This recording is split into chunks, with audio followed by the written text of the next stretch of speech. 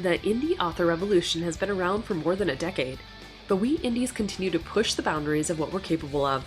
From getting over initial prejudices to staring down perfectionism and author imposter syndrome, we've become a force to reckon with. Now, after years of hustle and grind, we indies are rebelling again.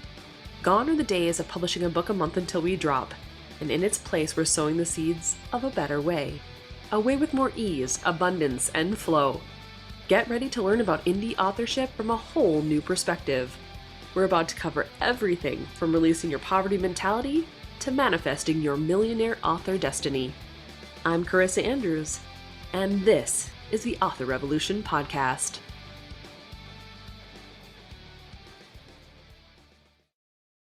Well, hey there, guys. Welcome back to the Author Revolution Podcast.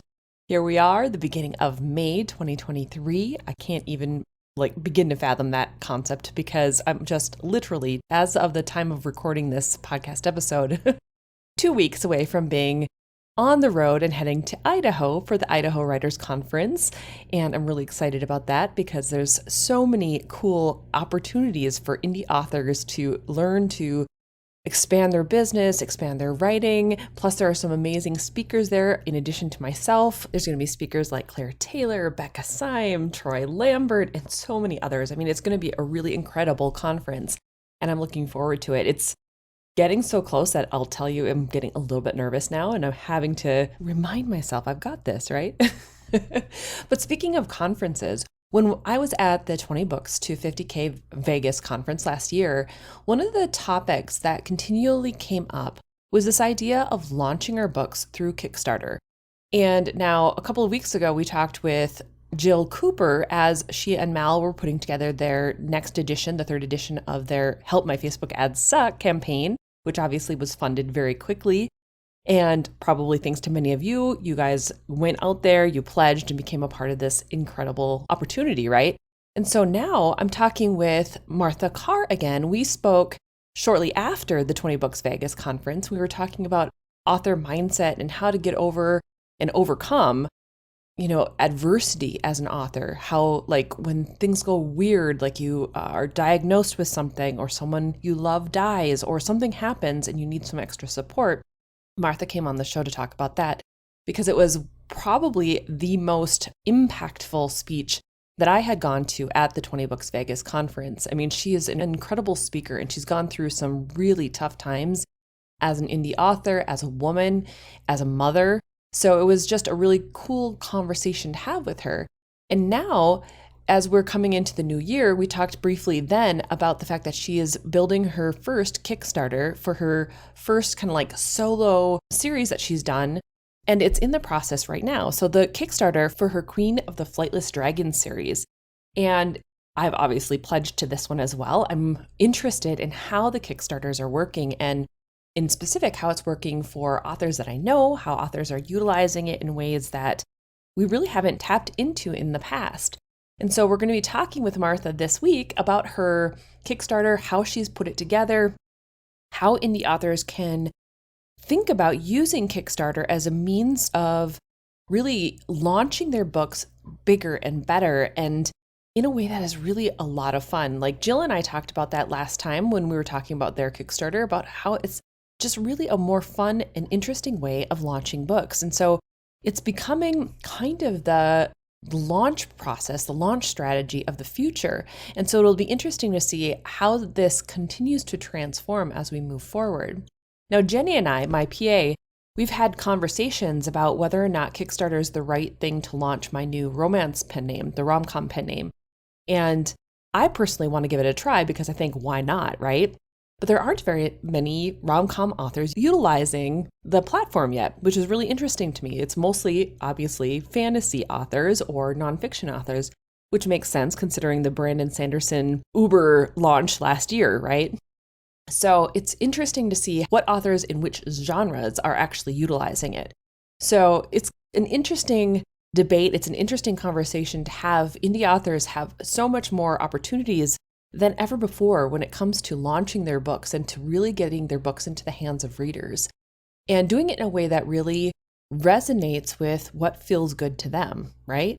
So I hope you enjoy this podcast interview with Martha Carr and talking about her current Kickstarter campaign. So without further ado, let's get into it. Well, hi, Martha. Welcome back to the Author Revolution podcast. It's been a little while since you've been here, but not super long. The last time we were talking, you had explained that you were kind of in this startup process of doing your very first Kickstarter. And I said that I obviously needed to bring you back when it was live. So here we are. Do you want to start off with telling my audience, I guess, a little bit about what Kickstarter is so that we can catch everyone up to speed before we really dive into everything that you've been working on? Sure, yeah, and that is a great place to start. Kickstarter is crowdsourcing, which means we all come together to support something we think we're going to love. And unlike other crowdsourcing sites, this one is only for new projects. So Kickstarter is also a lot of fun to cruise through because you can find things like, I participated in one where it was a water bottle where you could rest your iPhone on it. And yeah, you can use it like when you're in the gym. And okay. Right. And authors have found it. And so it has to be a brand new project. You can't bring something that's been out previously. So everything on there is brand new. And it's a great way for a totally unknown author to try something. And then it's great for someone like me who's maybe taking a turn in their career and wants to try something new. And unlike any other place you get a book, I can offer you more. Right. There's so many different ways that you can incorporate fun things into a Kickstarter, yes. which is so different from other places. So it's Completely. really cool. Yeah. Yes. Okay. And also too, I mean, it's really only limited by my imagination and my willingness to figure out how to do it. Yep. Yes. So, and this is my first Kickstarter ever, and it's on my own. I've been having to say this is me on my own. Michael Anderley, who's a big supporter, is not a part of this. So this is just me out there. So exciting. What have you been learning through this process? I mean, obviously the Kickstarter is live right now, but it's like, what has this process of building it and creating it and learning about how to do it been like? It's been so much fun. And for anybody who's thinking of doing this too, I see a lot of people doing a Kickstarter and only giving themselves a few weeks to put it together. And I'm so glad I didn't do this. I started in January and I made sure the book was done well in advance so I could get samples and do something really old school and more in the traditional line of things. I got reviews. And nice. I know. Yeah, smart. It's been a while since I've gotten a review where you kind of hold your breath and hope they liked it.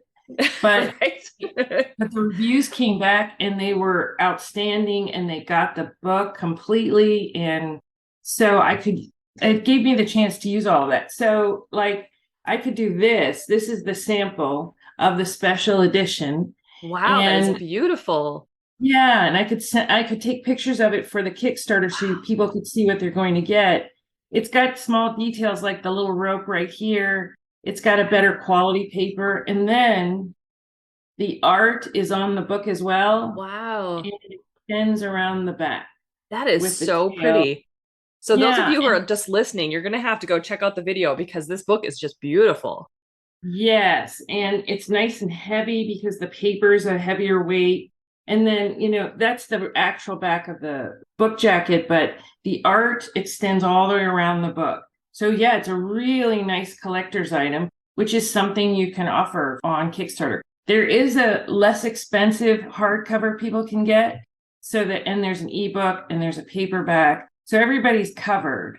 Yeah. And and I wanted to make sure everyone could read the story, but I know in urban fantasy, a lot of people are collectors.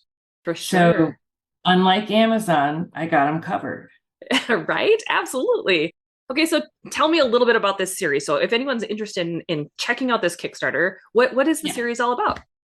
Okay, so this is a story about a girl gamer, a tabletop gamer, who discovers dragons and fights interdimensional demons and owns a taco truck in Austin, Texas. I love that so much. I was reading that on your website and I was giggling reading that part of it. Right, I know. It was surprising to find out how many people really lit up at the thought of taco truck. Right. But also, this is set in Austin, Texas, where I'm from. And anybody from Austin knows that we live and die by food trucks. They're everywhere. Really? Yeah. That is super interesting. Yeah. You can get really high-end gourmet food from a truck. Wow. Yeah. Okay. Yeah, up here in And Minnesota, I think it's too cold for that. We're like, no, you can go yeah, into a restaurant. right, right.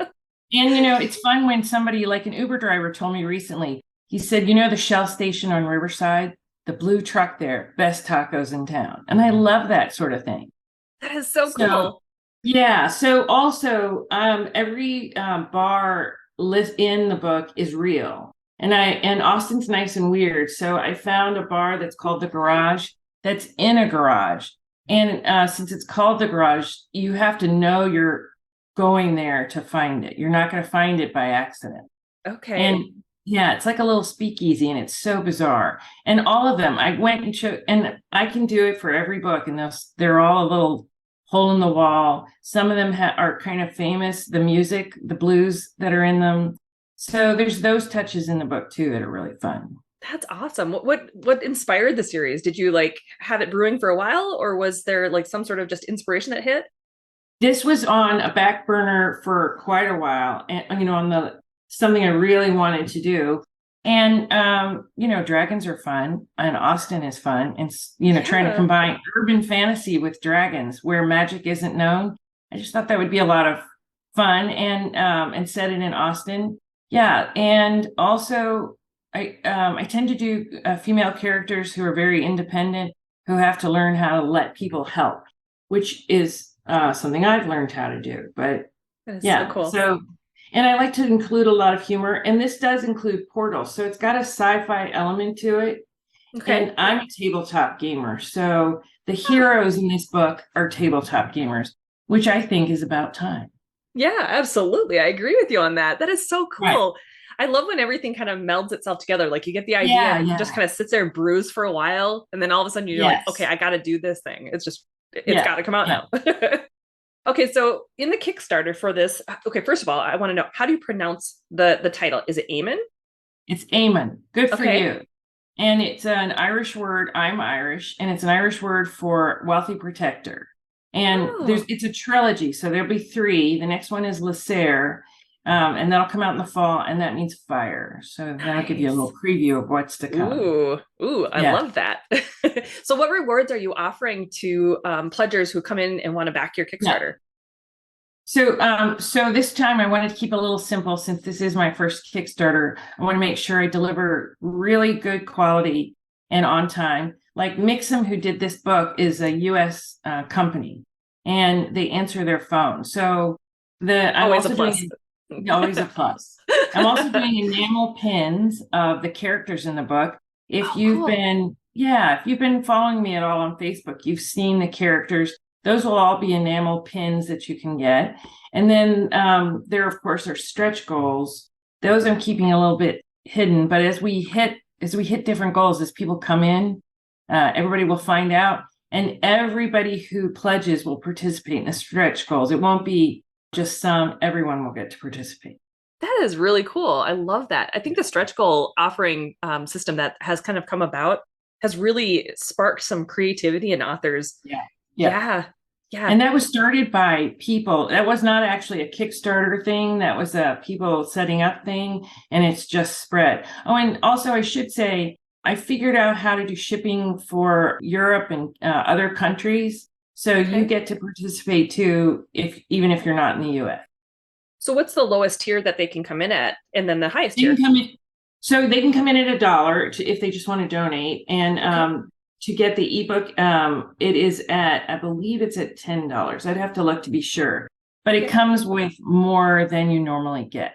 Sure. Absolutely. Yeah. That's so cool. I love that. And they get, like you said, the different options are things like the ebook, the paperback, the hardcover, special edition, Yes. and obviously all the little merch stuff Enamel too. Like pins. yeah. Yes. Yeah. And the artwork will be included I'll just say the artwork is included in some of the stretch goals so that, Oh, cool. so that you can get the artwork for yourself. But then there's a couple of fun things that I did that I think people will really love that I'm just going to save as a surprise. Are you And creating your own tabletop game for it? no, I Not haven't this quite time. gotten it. Yes. Yeah, that Next time. yeah. And speaking of which, there will be. I already have different rewards in mind to add on in book 2. So as I get more comfortable with doing Kickstarter, there'll be even more fun that are related to the book. So that is super cool. So is book 2's Kickstarter coming out this fall? Is that what I heard? Yes. Okay. That's right. Cool. And then the third one will come out in the beginning of next year. Yeah. Gotcha. Okay. That's really cool. Mm-hmm. Okay. So the Kickstarter is currently live. How long does it go? 3 weeks. Okay. And if everybody can, if you're interested, come and join in as soon as you can, because that helps us hit the stretch goal, which means everybody wins. Yeah, for sure. And if you reach your goal right away, then it means you could add on more stretch goals if you really wanted to, right? Absolutely. Yeah. Right. So stretch goals, are broken up into like, if we hit 5,000, if we hit 7,500, if we hit 10. But if magic happens and I hit them all at once, I'll be sitting here thinking, what can I offer? Sure. Bad, such a bad problem to have, right? Oh, it's terrible. Exactly. Right. That's right. And maybe some of the things I had in mind for book 2 will pop up in book 1 just because we hit it already. Sure. How much fun is that? That is super cool. Mm-hmm. Okay. So when everything is said and done, when the Kickstarter obviously succeeds and is fully pledged out, what is the process, or what are you doing with the series then after that? Like, does it go wide? Are you going to stay in KU? What is your plan for that? Question. That's a great question. So from here, so the book I just showed you, that cover and this hardcover is only going to be first on Kickstarter, and the prices on Kickstarter are the best you're going to get. And then it's going to be on my website. And it'll be on my website it'll stay on my website. And then eventually in the fall, as book 2's coming out, book 1 will be on Amazon and in KU for a while with different covers. And it'll be just the paperback and the ebook. Okay, gotcha. So if you're a collector and you really want the special book and you want the best price, go from here over to Kickstarter after you've watched this. And for sure. And join in and be part of it. What has that process been like for you with the special edition hardcovers? Like, did you have to source out the printer, talk to them specifically, go through the whole thing? Yeah. Okay. That's what I figured. And that's also why I picked somebody who would answer their phone, because I had a lot of questions and figuring out how to do that artwork so it wrapped correctly. And it's been a large learning curve. Plus, everybody had warned me that shipping is the biggest pothole potentially if you get it wrong. Sure. So being able to get everything early and weigh it and figure it out was really key. And I got the opportunity to, because I gave myself so much time, I also have some really nice friends who, like Patty Finn, who does really well on Kickstarter, who I could go and talk to and gather ideas and what went right and how should it look.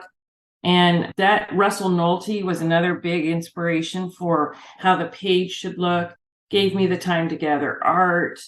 There's a lot of moving parts to a Kickstarter. It may look pretty simple by the time, hopefully it does, because that's your goal. Right. By the time a fan or an unknown person who's never heard of me finds me, there's been a lot of small details that have gone into it to make sure it's as smooth as possible, as accurate as possible. So, and also so that when I say you'll get this book within 6 weeks, I know it'll be 6 weeks. Right. That's really cool. And I think it's neat that you have everything set up in the background so that everything is going out. Like you said, there are a lot of authors or even just creatives in general who set up the Kickstarter, not really understanding all that's going to go into it. And some do, and that's kind of what scares them off. So do you have any advice for those authors, the ones that are like, I'd love to do a Kickstarter, but it seems really scary? I would say the advice I got, which was really, really useful, is the first one: keep it very simple, keep your goals low, and see it as a learning experience. And also, if you're the author too, unlike any other place that you sell your things through, here you'll have the email so you can keep in contact. So that's also very valuable. And just keep it really simple. Don't go overboard with a million rewards or complicated stretch goals, and get all the bugs out first. Plus, I mean, this is me personally. Very few seem to be doing this, but I'm so glad I did. Give yourself a lot of time so you can learn what you're doing before it's live. And personally, write the book before you set up the page so that you can get reviews, so that you can find out how much does the book weigh. By the way, you can't do shipping if you don't know how much the book weighs. Right? Based on the weight. Yeah. And you want to make sure that you earn something for your time, that you didn't accidentally price it so low that you're not making anything. If that's what happens, that's what happens. But just try and give yourself time. Also, ask any of your friends, author friends, who have done a Kickstarter, ask for advice and be willing to just listen and take notes and thank them and, offer back. Ask people for shout outs. I've asked people for shout outs that I thought, I don't know if they're going to do it, and they were happy to do it. So don't not ask, because you might get a no. If you get a no, so what? You're no further back than you were. Yeah. Yeah, for sure. Yeah. So in other words, Kickstarter is crowdsourcing. So really embrace that and understand it's not just the people who show up to pledge. It's also all the friends you've made at conferences, etc., and make it a true crowdsource. And take the project that you've been wanting to do, like I did, that really means a lot to you, and make that your first Kickstarter, and just really rejoice in it. And no matter what it does, keep the goal low. You have to hit the goal in order for it to click over. So keep it low so that it's a success. Plus, let's say magic hits and it's successful within an hour. Well, then you can build from there. That there's no loss to making it low. Yeah, because Kickstarter, it's a little bit different from other crowdsourcing places where you do have to actually fully fund before you actually get money. So if you don't fully fund, it just goes away. Like no harm, no foul. No one gets charged, right? Right, but it also lists with your name that one didn't work. So rather than have that mark there, how about we keep it low and and just go from there. It'll be great. You'll have a good time, and then you'll build on the next one. And also take a long-term approach to it, not a overnight at all. And let it build. Patty Finn, again, is a good example. Also in Kickstarter, by the way, however something earned is very transparent. So it's not like all the authors can hide behind it. So Patty's first Kickstarter, I think about a year and a half ago, it was 2,000. So great first Kickstarter. His most recent one was 200,000. Wow. So yeah. So, and he's just been slowly building, doing everything right, being patient. Yeah. So that's really cool. Yeah. Try not to rush in, try not to take shortcuts, work with your own budget, whatever it turns out to be, and take a long view. Sure. And it sounds to me like a big part of your process too is also having fun doing it, like not just rushing in hoping it's like a big money thing, but like to enjoy the process. Does that seem like it is? Yeah. Oh, absolutely. Anytime you can interact directly with fans, it ought to be fun. And Kickstarters, I mean, you get to interact more. So they're trying to support you as well as having receiving something fun to do too. Yeah. So every time I thought, oh, I should be doing that too, when I heard about something, I would think, well, do you want to? I mean, let's have a little faith in just keep it fun and not overwhelming. And because there's a sharp learning curve, there have been days where I was totally overwhelmed. Sure. And I think, well, you're done for the day because we've exited fun and we're now in hyper mode. So we're just going to go do something else. And it still all worked out. It's wonderful. That's so smart too. That's such a smart move when things are starting to feel overwhelming to just be like, okay, that's my call for the day. Yeah. What's been the most fun part of it so far? Like that, was there anything that was surprising to you that was fun? I think the most fun was strange because it was the reviews. Because I was originally published traditionally back in the way back day, and nobody does that really in indie land.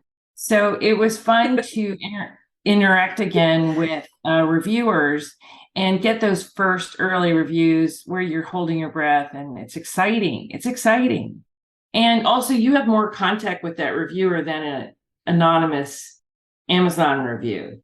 And they are really taking their time, which a lot of Amazon reviewers do as well, but it can be a mixed bag. Or these days you can just leave stars, no review. Yep. So seeing that first review, which the very first one was from a blogger, Anthony Avila, so I'll give him a shout out. He really understood the book completely and the fun in it. And so that was fun to get a little feedback there. Also, another really fun part was holding the book. Right. Yeah. And kind of, I suppose it's almost like that secret thing where it's like no one else has this thing yet. Right. Yeah. Also, another fun thing I did was on the back of the book. I didn't have the reviews yet when I did the book. So what was I going to put on the back? So I did, I won't read all the names, but I did a thank you to the circle of women who heard about my new venture on my own and said, about time, let's do this thing. Everything is easier when surrounded by friends who only see solutions and believe endlessly in the possibilities in each other. I love that. And then I listed all the women in my life who've been encouraging and supportive of this idea. And that I loved that occurred to me and that I did it. And also how much they were moved by being mentioned. So yeah, super glad I did that. That sounds like inspired action to me. Like you just kind of got that inspired guidance and off you went with it. That's so cool. Right. I love when that happens. Yeah, absolutely.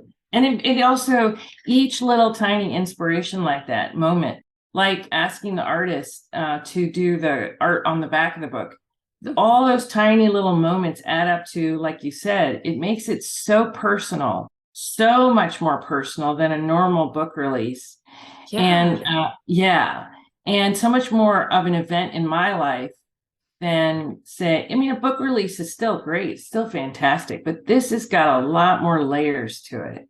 Yeah, and it makes it more, or at least it seems to me it does. It makes it more of this true event where people can really celebrate together, especially since we have kind of this digital world that we live in now since COVID. It's even harder to get together for like those big launch parties that people used to do. So it's like a digital launch party and you get to do all sorts of fun, cool things together with it. It's so neat the way it's evolved. And a lot of authors are actually, as one of their stretch goals, are offering a post party, Zoom, a post online party, right, where everybody can come and celebrate how it did.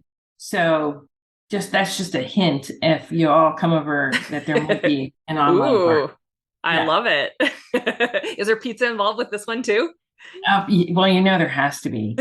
And you're talking about the Pizza Friday. I started that during quarantine thinking I would do it for a few weeks because quarantine was only supposed to last for a few weeks. Yep. And I delivered 5 pizzas every time to people who won in the US because I couldn't figure out how to deliver a pizza in Europe. And here we are 3 years later and we're still doing it. That is so cool. I love that so much. And it's been so hard. I've wanted to be there every single time. And I'm like, I've had like stuff come up. I was going to say the S word, stuff come up where I'm like, dang it, I can't make it over to that call yet. Oh. Yeah, well, you're always welcome. First Friday of every month at 1 p.m. Central on Zoom. Everybody's welcome. And some people win pizza. I love that. That is so fun. What a neat idea. The way that you treat your fans to things like that and just how much fun you have is just so inspiring, Martha. It's great.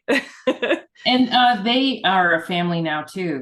They check in on each other. So it's also made the Facebook group much more special because they have seen each other. Plus, T.R. Cameron, who writes in my universe, they thought forever that was me, and he was at every Pizza Friday. So we now refer to him as the AI T.R. Cameron. It's hilarious. He was laughing as well, but it was surprising that they didn't understand. No, that's a person who you've met many times in here, right there. Like, wave, say hi. He did. That's exactly what he did. He laughed and waved. So, so it's a lot of fun. Yeah, it's a lot of fun to get together with your fans any way you can. Yeah. Yeah, I think a lot of authors kind of forget that because we are so isolated sometimes when it comes to like the creation of our stuff, trying to market the stuff. We forget that we're all just people enjoying these worlds together. And it's meant to be fun. It's meant to be shared. And like you can do all sorts of fun things like that. Yeah. Right. And, if you're just getting started or you've been doing this a while and you're a little burnt out, Kickstarter is going to be the best way I can think of right now to really get involved with your fans and have some fun with them and not just by yourself in front of the computer. Yeah. Yeah, I love that. I've loved the way that this has expanded, even just in the past year, it's expanded so much. Yes. And seeing how Right. authors are using it, like you and Patty and Russell, it's so cool to see how it's evolved and just continue to grow, and how authors are embracing it now. I think it's just neat. Yes. Yeah. Yeah. Another author to give a shout out to is Claire Taylor, who, Yes. yeah, so her genre, she's got a fiction one out there that she did, and her genre is more niche, and Kickstarter's perfect for it. Because unlike Amazon, where if you're in a tiny niche, you're not going to stand out very much, on Kickstarter, it's going to be the opposite. And you're really going to be the one that lights up the place because you've got a new kind of off the mark, kind of idea. So Claire Taylor, if you're looking for something really fun to read, that's a good one too. Yeah, and she had a really successful one not long ago with the Enneagram for Authors, the Reclaiming Your Sure Author Career. did. Yeah, I Yeah, love that book. So great. yeah. Oh, That goodness. was super successful. Yeah, it was. And I Yeah, can see why, because she did such a great job with it. she did. I signed up for Yeah, that one. I did that one. Yeah, that is that too was cool. great. Yeah. Yeah, I'm also a fan of others. So I go on and look for fun stuff to read or fun stuff to have. So yeah, I'm on there as a author and as a fan of others. Yeah. That's really cool. And I think that's the way that it should be. I mean, as authors, Yes. if we're probably readers first and probably Yes. Yeah, creatives, yeah. So Yeah. it's like, of course, you're going to find things that you really like, and then you get extra bonuses and get to support the Yes. authors Yes. themselves. Yeah. Like what Yeah. Yeah. what's not to love It's so here? much fun. And it's also fun to find somebody who's brand new. This is their very first baby. No one knows who they are. And every single person who pledges really makes a difference. And that's a lot of fun. I have fun doing that too. Yeah, that's really cool. I love Yeah. it. Authors who have a tremendous backlist. And mine is with Michael. So this, in a weird way, this is my first book, because it's me just by myself. But once I have a backlist, I can go on Kickstarter, offer the new thing, and then as rewards, you can add on special editions of other things that, Oh, yeah, wow. that they've never heard of, or they just didn't get to collect something. So yeah, you can go on to somebody else's Kickstarter and get 10 books because you have this one, you don't have that one. Ooh, she did a new cover for that one. Yeah, yeah. It's a lot That of fun. is so So much cool. open space to do anything you can think of on Kickstarter. That is so cool. I just think it's become such a creative place, and it's allowing us authors to tap into the creativity beyond just Yes. writing our Yes. stuff. Yeah. That's right. That's right. And it's giving us the chance, you're only limited by your imagination. So if you can think, I mean, I'm very excited about the rewards for book 2, but I'm not going to say what they are yet. But That's all right. We'll let you keep some secrets. right. But I'm really excited about those because I haven't seen anybody else do them. And I think it's going to be super fun. And it's simple, but I think it's going to be super fun. Every time I hear you talking about Kickstarter, or Patty or Russell or and Claire, even I had her on the podcast not long ago. Every time I listen to all of you talking about Kickstarter, it makes me want to do it again and try it with this new pen name that I'm doing. And I'm just like Yeah.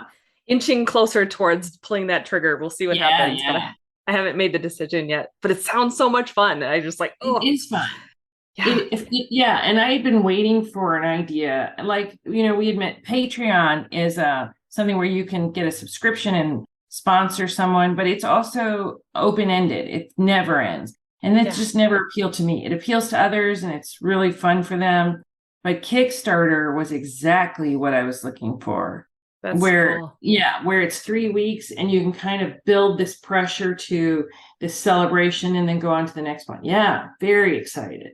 Yeah, and it almost makes you. I don't know if you've ever experienced this, but I know I do. Where it's like you're getting excited for the launch of your book, and then it comes and goes, and then it's gone. Where with a Kickstarter, you get to celebrate that thing for 3 weeks and really kind of Yeah, yeah. amp it up. Yeah, Yeah. it sounds like a lot of fun to do it that way. Right. Especially this is a trilogy. So I also know there's 2 others that will come right behind it. And by the way, if you're the author doing a Kickstarter, think about how much you can build anticipation. So unlike Amazon, where as an author, the most readers will always be in that first book, which means that first release. On Kickstarter, you're going to have people come in all the time who haven't gotten book 1, but they can as an add-on. And so each Kickstarter will actually grow bigger. That's So you cool. have the opposite effect. Well, yeah, that's nice to know that things can get bigger instead of smaller. Sure. Yeah, Yeah. that is really Mhm. cool. I mean, it's kind of like the series effect, I guess, where, with read through, but in a better way. It In a seems to better, me. it's reversed. Yeah. It's yeah. So when you put out a book on Amazon, which is a great place, no shade on Amazon, clearly, because I'm all over it. When the book is out, it's out. And if I find out about you late, I can go back and buy book one any second of any day in the middle of the night if I want to.